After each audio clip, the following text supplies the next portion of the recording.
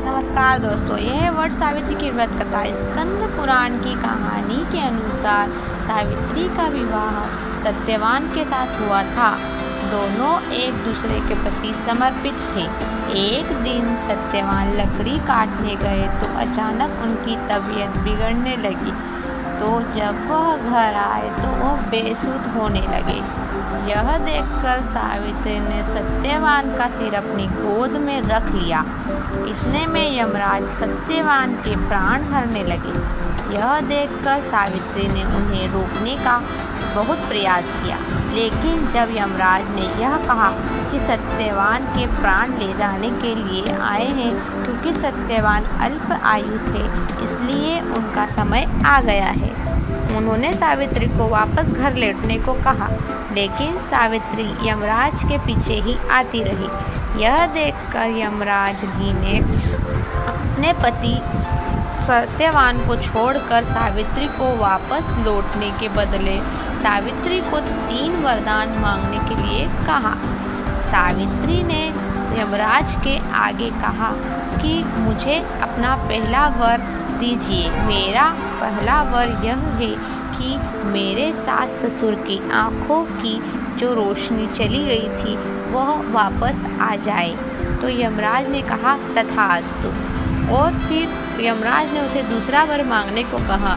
तो सावित्री ने दूसरा वर अपना मांगते हुए कहा कि उसे उसका खोया हुआ राज्य वापस मिल जाए। तब यमराज ने सावित्री की ओर देखते हुए उसके दूसरे वर पर भी उसे तथास्तु कहा। तीसरा वर मांगने के लिए यमराज ने उससे कहा। तीसरा वर मांगते हुए सावित्री ने यमराज जी से कहा कि मैं 100 पुत्रों की माँ बनना चाहती हूँ।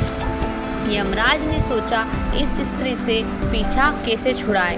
यमराज ने अपना पीछा छुड़ाने के लिए सावित्री को उसका तीसरा वरदान, जो वह 100 पुत्रों की माँ बनना चाहती थी, उसे भी उसने तथास्तु कहा। वहाँ से सत्यवान के प्राण लेकर वह जाने लगे। वह जैसे ही सत्यवान के प्राण को लेकर जाने लगे, सत्यवान की पत्नी ने कहा कि लेकिन अगर तभी उनको सावित्री ने कहा कि यमराज को रोकते हुए कि आपने जो मुझे तीसरा वरदान दिया है कि मेरे 100 पुत्र हो जाए, वह वरदान पूरा कैसे होगा जब आपने मेरे पति के प्राण ही हर लिए हैं। यह प्रतिव्रता स्त्री को देखकर यमराज ने सावित्री के पति के प्राण को वापस लौटा दिया। सत्यवान वापस उसका पति था। यमराज के कहने पर सावित्री के घर के पास मौजूद वट वृक्ष के पास लेटी तो वहाँ पर सत्यवान मृत के शरीर में प्राण वापस आ चुके थे। तो यह थी वट सावित्री की कथा। अगर आप लोगों को यह कथा पसंद आई हो तो हमारे चैनल को सब्सक्राइब करना ना भूलें, क्योंकि इसी तरह की और कथाएं हमारे चैनल पर हमेशा आती रहती है। जय